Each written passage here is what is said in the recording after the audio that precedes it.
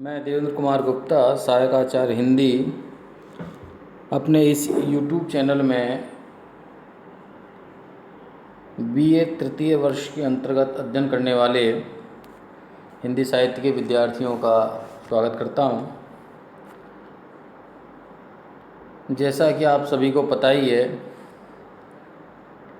कि इस online video session में मैंने इससे पूर्व ध्रुव स्वामिनी से संबंधित जो वीडियो डाल रखी हैं, उन्हीं की कड़ी में आज हम ध्रुव स्वामिनी के प्रथम दृश्य से संबंधित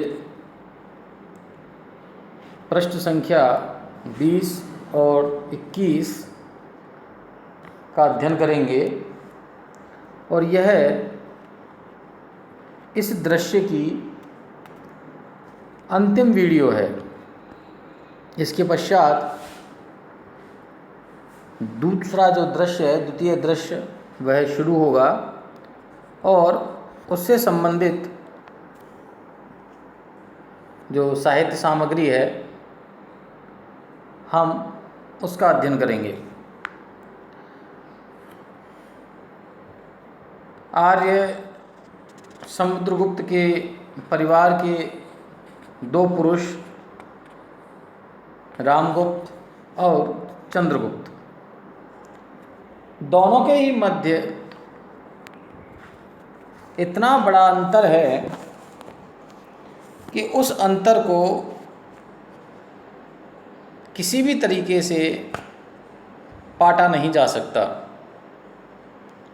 एक पिता की सर्वश्रेष्ठ संतान है, लेकिन एक आज्ञाकारी पुत्र होने के नाते अपने जो अधिकार हैं उन अधिकारों को छोड़कर उसने अपना राज्य, जो उसे उत्तराधिकार में प्राप्त हो सकता था, उसे रामगुप्त जैसे क्लीव, नाकारा और अपौरुषीय व्यक्ति को छोड़ दिया। और उनका ये जो त्याग है, इस त्याग की कद्र उस व्यक्ति के हृदय में नहीं है। वह हमेशा से ही उसे षड्यंत्रकारी मानता है और साथ ही वह ये भी मानता है कि चंद्रगुप्त और ध्रुव स्वामिनी के मध्य अवश्य ही एक प्रेम संबंध है और यही कारण है कि ध्रुव स्वामिनी रामगुप्त को प्रेम नहीं करती। ये जो मानसिकता है, ये रामगुप्त की व्यक्तिगत मानसिकता है और उस व्यक्तिगत मानसिकता के कारण ही वह ध्रुव स्वामिनी को शकराज को उपहार देने के लिए तैयार हो जाता है। उसी प्रसंग में जब ध्रुव स्वामिनी आत्महत्या करने के लिए तत्पर होती हैं तो चंद्रगुप्त उन्हें ऐसा करने से रोकता है और वहीं ये पता लगता है कि कहीं ना कहीं चंद्रगुप्त के हृदय में ध्रुव स्वामिनी को लेकर के एक कोमल अनुभूति है और उस अनुभूति को ही ध्रुव स्वामिनी स्पष्ट रूप से समझ जाती हैं। आज की इस वीडियो में ध्रुव स्वामिनी और चंद्रगुप्त के मध्य होने वाले वार्तालाप को आधार बनाया गया है। ध्रुव स्वामिनी, उसे छोड़ दो कुमार, यहाँ पर एक वही नपुंसक तो नहीं है। जब एक हिजड़े के द्वारा ये कहा जाता है कि मैं यदि चंद्रगुप्त को सजा दूं तो वह स्त्री वेश में वास्तव में स्त्री ही प्रतीत होंगे, तो चंद्रगुप्त उन्हें कान पकड़ के निकालना चाहता है। तो ध्रुव स्वामिनी कहती हैं कि केवल एक वही व्यक्ति नपुंसक नहीं है, बहुतों से लोगों में किस किस को निकालोगे, जहाँ राजा खुद ही क्लीब है, नपुंसक है। चंद्रगुप्त उसे छोड़कर चिंतित सा टहलने लगता है और शिखर स्वामी रामगुप्त के कानों में कुछ कहता है। चंद्रगुप्त सहसा खड़े होकर, अमात्य, तो तुम्हारी ही बात रही। हाँ, उसमें तुम्हारे सहयोगी हिजड़े की भी सम्मति मुझे अच्छी लगी। मैं ध्रुव स्वामी बनकर अन्य सामंत कुमारों के साथ शकराज के पास जाऊंगा। अगर सफल हुआ तब तो कोई बात नहीं, अन्यथा मेरी मृत्यु के बाद तुम लोग जैसा उचित समझना वैसा करना। अपनी एक राय या अपना एक प्रण कि मैं ध्रुव स्वामी के साथ, ध्रुव स्वामी बनकर, ध्रुव स्वामी के साथ नहीं अपितु ध्रुव स्वामी की रक्षार्थ, ध्रुव स्वामी को तो यहीं छोड़कर और मैं ध्रुव स्वामी बनकर और अन्य सामंत कुमारों को भी स्त्री वेश धारण करवा कर मैं उनके साथ शकराज के शिविर में जाऊंगा और वहाँ युद्ध करूंगा। वैसी परिस्थिति में यदि मैं जीत जाता हूँ तो ये आपके लिए अच्छी बात है, अन्यथा उस युद्ध में यदि मेरी मृत्यु होती है तो उसके बाद जो आपको अच्छा लगे वह आप करने के लिए तैयार हैं, स्वतंत्र हैं। ध्रुव स्वामी चंद्रगुप्त को अपनी भुजाओं में पकड़कर, नहीं, मैं तुमको नहीं जाने दूंगी। मेरे क्षुद्र निर्बल नारी जीवन का सम्मान बचाने के लिए इतने बड़े बलिदान की आवश्यकता नहीं है। एक सामान्य नारी समझ रही हैं वो अपने आप को कि मेरे नारी जीवन को बचाने के लिए यदि अपना जीवन आप आहूत करना चाहते हैं तो मैं इसके लिए तैयार नहीं हूँ। रामगुप्त आश्चर्य और क्रोध से, छोड़ो छोड़ो, यह कैसा अनर्थ, सबके सामने यह कैसी निर्लज्जता कि आप एक परपुरुष को स्पर्श कर रही हैं। ध्रुव स्वामी चंद्रगुप्त को छोड़ती हुई सचेत होकर, यह पाप है जो मेरे लिए अपनी बड़ी दे सकता है, जो मेरे स्नेह अथवा इससे क्या, शकराज क्या मुझे देवी बनाकर भक्ति भाव से मेरी पूजा करेगा? जहाँ आप मुझे भेज रहे हो क्या वह मुझे पूजन के लिए थोड़ी ही बुला रहा है? वाह रे लज्जाशील पुरुष, कि तुम्हारी लज्जाशीलता अनुपमेय है, कि तुम कितने लज्जाशील हो कि अपने भाई के प्रति तुम्हारे विचार अच्छे नहीं हैं और दूसरे एक जो राजा हैं, शकराज हैं, उनके प्रति तुम्हारे विचार अच्छे हैं कि तुम उनको मुझे सौंप रहे हो। शिखर स्वामी फिर रामगुप्त के कान में कुछ कहता है। रामगुप्त स्वीकृति सूचक से हिलाता है। शिखर स्वामी, राजाधिराज आज्ञा दीजिए, यही एक उपाय है जिसे कुमार बता रहे हैं, किंतु राजनीति की दृष्टि से महादेवी का भी वहाँ जाना आवश्यक है, क्योंकि संधि प्रस्ताव में यह स्पष्ट अंकित है कि ध्रुव स्वामी को शकराज के पास भेजने की उपयुक्त व्यवस्था होनी चाहिए, अन्यथा वह शिविर पर हमला कर देंगे। चंद्रगुप्त क्रोध से, क्यों आवश्यक है? यदि उन्हें जाना ही पड़ा तो फिर मेरे जाने से क्या लाभ, तब मैं ना जाऊंगा, फिर तो मैं नहीं जाऊंगा यदि आप कोई नहीं भेजने की आवश्यकता है। रामगुप्त, नहीं, यह मेरी आज्ञा नहीं है, सामंत कुमारों के साथ जाने के लिए प्रस्तुत हो जाओ। ध्रुव स्वामी, तो कुमार, हम लोगों का चलना निश्चित ही है, अब इसमें विलंब की आवश्यकता नहीं है। चंद्रगुप्त का प्रस्थान। ध्रुव स्वामी मंच पर बैठकर रोने लगती है। रामगुप्त, अब यह कैसा अभिनय, मुझे तो पहले से ही शंका थी और आज तो तुमने मेरी आंखें ही खोल दी। अनार्य, निष्ठुर, मुझे कलंक कालिमा के कारागार में बंद कर मर्मबाग के धुएं से दम घोटकर मार डालने की आशा ना करो कि तुम मुझ पर कलंक लगा रहे हो और इस तरह से कठोर शब्दों को कह करके मेरे जो स्त्री रूप है उसका अपमान कर रहे हो।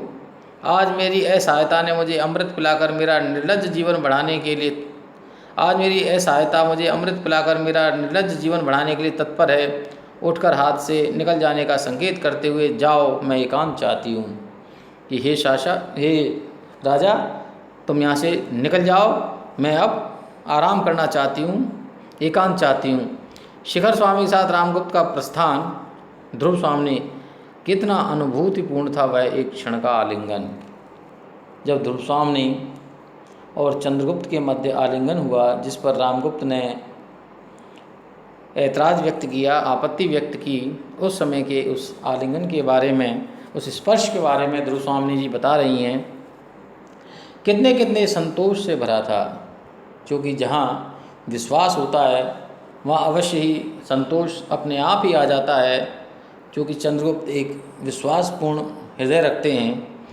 नियति ने अज्ञात भाव से मानो लू से तपी हुई वसुधा को क्षितिज के निर्जन में सायंकालीन शीतल आकाश से मिला दिया हो, ऐसा एक एहसास तब हुआ जब ध्रुवस्वामिनी चंद्रगुप्त के मध्य आलिंगन हुआ।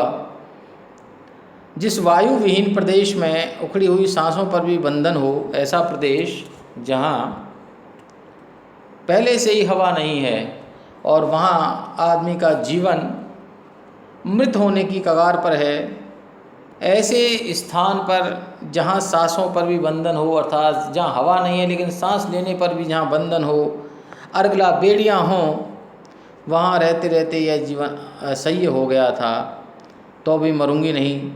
संसार के कुछ दिन विधाता के विधान में अपने लिए सुरक्षित करा लूँगी। एक जीवन के प्रति आसक्ति पैदा हो रही है ध्रुवस्वामिनी के अंदर।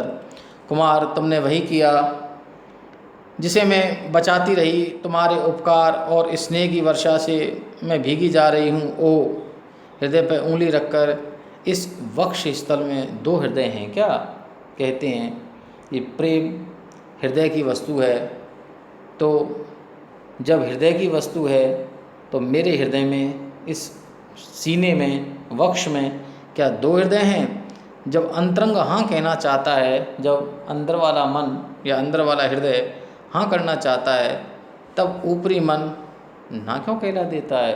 तो फिर मेरा जो दूसरा जो हृदय है या मन है वो मना क्यों कर देता है?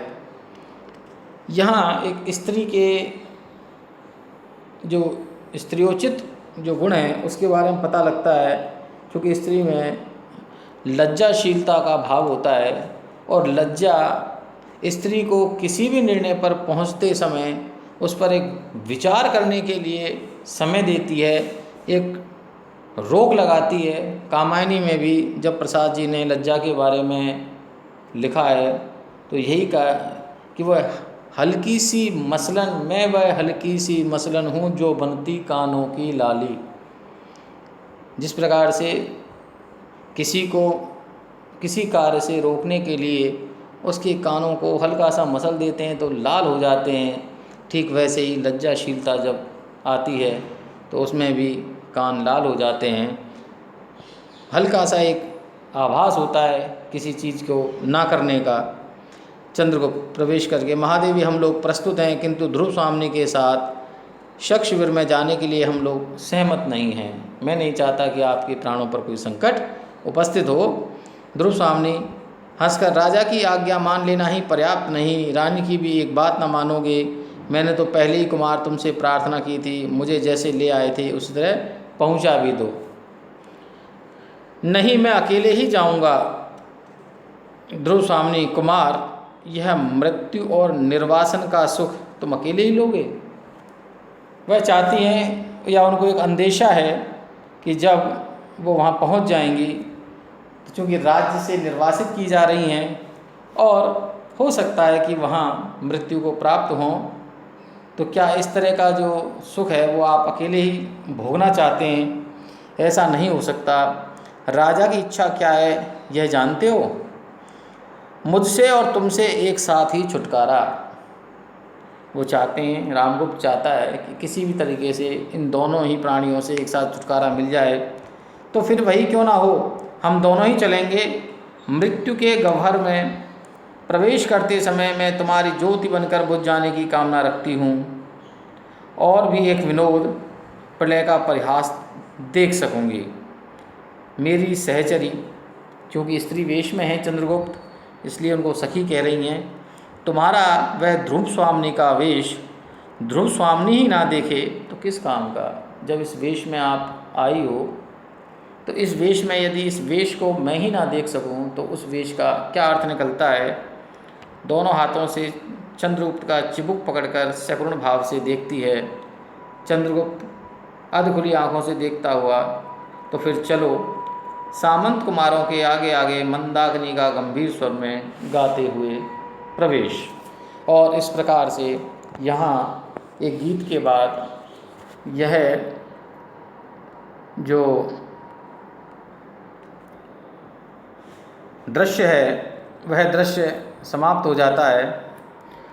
और इस दृश्य की जो अभूतपूर्व घटना है वो यही है कि ध्रुवस्वामिनी और चंद्रगुप्त दोनों ही स्त्री वेश में शकराज के पास जाने के लिए उद्धत हैं, तैयार हैं। और आगे की जो परिघटना है उसको मैं अगले वीडियो में उस पर चर्चा करूँगा। तब तक के लिए धन्यवाद।